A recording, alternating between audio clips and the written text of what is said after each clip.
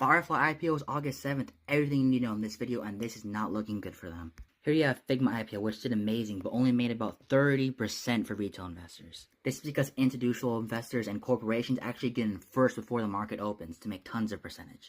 Another one in recent memory was CRCL or Circle, which made about 400% or maybe 300 to 200 for retail investors. Retail investors are just people like you and me. But the thing is, Figma and CRCL, they are special. Circle is the first of its kind to release stablecoins to the open stock market, and Figma deals with 95% of the Fortune 500 companies. Adobe is falling, and Figma is taking away its market share. While Firefly doesn't really have much going for it. They have 170 million cash and also 170 million debts. For comparison, Rocket Lab and Lunar have basically no debt on hand, and they're similar companies. I did research on 3 other aerospace companies that came out this year, but one of the most notable is Voyager. They actually went down, even though they had a lot better fundamentals than Firefly does right now. The only thing holding them up is the potential for them to get backed and get a bunch of partnerships with like NASA and launch and actually become successful at launching. So far this year, all the aerospace stocks and defense have either gone down or stable when their IPO came out. On top of this, Firefly, what they plan to do with their cash they're getting from this, they plan to have dividends.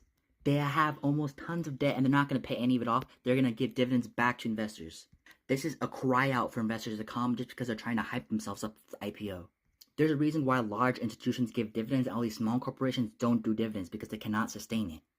But there is a lot of hype in the aerospace and IPO industry. So this is how, if I do get into this play, this is how I'll play it out.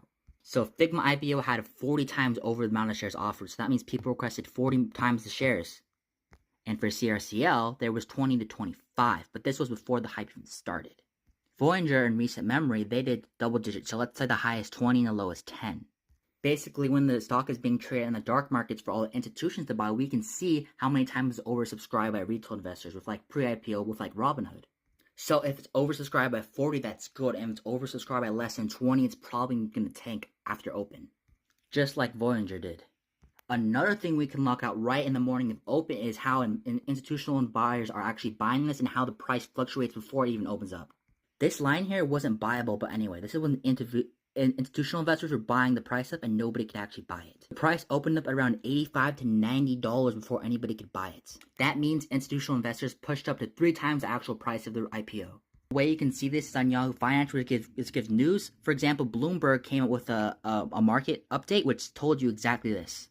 Another way you can know is by having a Discord server which people give updates and all this stuff. Basically, this is how I found out mine, and someone gave a Twitter update on how institutional investors are locked up and can't sell.